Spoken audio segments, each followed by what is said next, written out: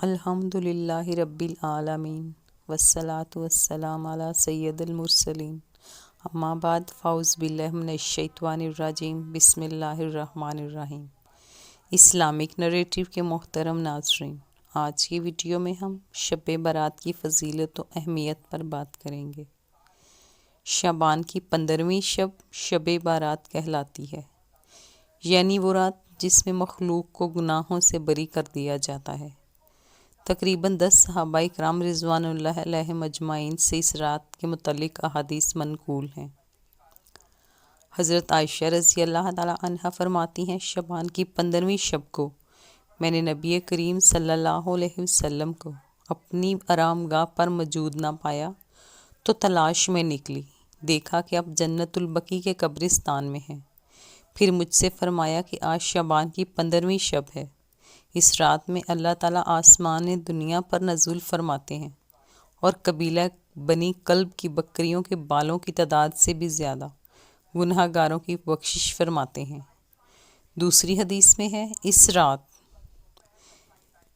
اس پورے سال میں پیدا ہونے والے ہر بچے کا نام لکھ دیا جاتا ہے۔ اس رات میں اس سال مرنے والے ہر آدمی کا نام لکھ لیا جاتا ہے۔ اس رات میں تمہارے اعمال اٹھائے جاتے ہیں اور تمہارا رزق اتارا جاتا ہے۔ اسی طرح ایک روایت میں ہے کہ اس رات میں تمام مخلوق کی مغفرت کر دی جاتی ہے سوائے 7 اشخاص کے، اور وہ یہ ہیں: مشرک، والدین کا نافرمان، کینہ پرور، شرابی، قاتل، شلوار کو ٹخنوں سے نیچے لٹکانے والا اور چغل خور۔ ان 7 افراد کی اس عظیم رات میں بھی مغفرت نہیں ہوتی جب تک یہ اپنے جرائم سے توبہ نہ کر لیں۔ ماہ شعبان کی فضیلت اور اس میں روزے رکھنے کے متعلق ویڈیوز کا لنک ڈسکرپشن میں دیا گیا ہے۔ آقا کریم حضرت محمد مصطفیٰ صلی اللہ علیہ وسلم کا ارشاد ہے، جب شعبان کی 15ویں شب آتی ہے تو اللہ تعالیٰ کی طرف سے اعلان ہوتا ہے، کوئی مغفرت کا طالب ہے کہ اس کے گناہ بخش دوں، ہے کوئی مجھ سے مانگنے والا کہ اسے عطا کروں۔ اس وقت اللہ تعالیٰ سے جو مانگا جائے وہ ملتا ہے، وہ سب کی دعا قبول فرماتا ہے سوائے بدکار عورت اور مشرک کے۔ شب بیداری۔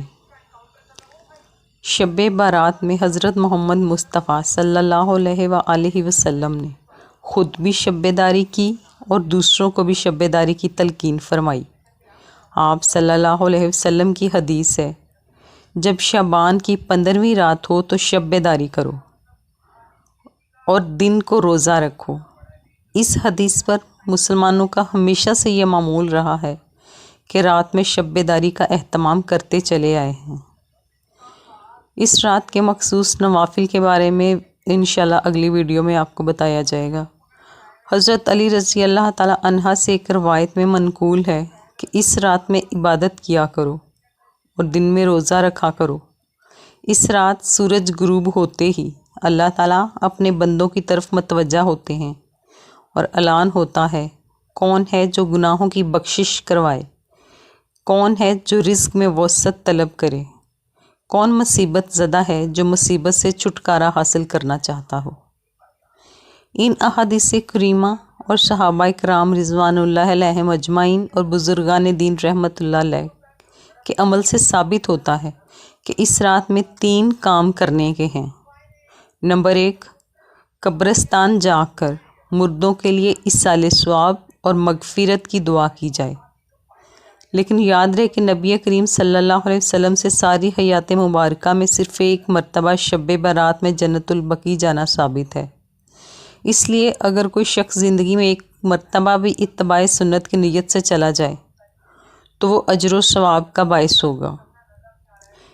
اس رات میں نوافل، تلاوت، ذکر و اذکار کا اہتمام کرنا۔ اس بارے میں یہ واضح رہے کہ نفل ایک ایسی عبادت ہے جس میں تنہائی مطلوب ہے، یہ خلوت کی عبادت ہے، اس کے ذریعے انسان اللہ کا قرب حاصل کرتا ہے۔ لہٰذا نوافل وغیرہ تنہائی میں اپنے گھر میں ادا کر کے اس موقع کو غنیمت جانے، نوافل کی جماعت اور مخصوص طریقہ اپنانا درست نہیں ہے۔ یہ فضیلت والی راتیں شور و شغب اور میلے اجتماع منعقد کرنے کی راتیں نہیں، بلکہ گوشہ تنہائی میں بیٹھ کر اللہ سے تعلقات استوار کرنے کے قیمتی لمحات ہیں۔ ان کو ضائع ہونے سے بچائیں۔ نمبر 3، دن میں روزہ رکھنا بھی مستحب ہے۔ ایک تو اس بارے میں حضرت علی رضی اللہ تعالی عنہ کی روایت ہے، اور دوسرا یہ کہ نبی کریم صلی اللہ علیہ وآلہ وسلم ہر ماہ ایام بیض یعنی 13، 14 اور 15 کے روزے کا اہتمام فرماتے تھے، لہٰذا اس نیت سے بھی روزہ رکھا جائے تو موجب اجر و ثواب ہوگا۔ باقی اس رات میں پٹاخے بجانا، آتش بازی کرنا اور حلوے کی رسم کا اہتمام کرنا، یہ سب خرافات اور اسراف میں شامل ہے۔ شیطان ان فضولیات میں انسان کو مشغول کر کے اللہ پاک کی مغفرت اور عبادت سے محروم کر دینا چاہتا ہے، اور یہی شیطان کا اصل مقصد ہے۔ اللہ پاک ہمیں ان راتوں میں زیادہ سے زیادہ عبادت کرنے کی، درود پاک پڑھنے کی اور نوافل ادا کرنے کی توفیق عطا فرمائے۔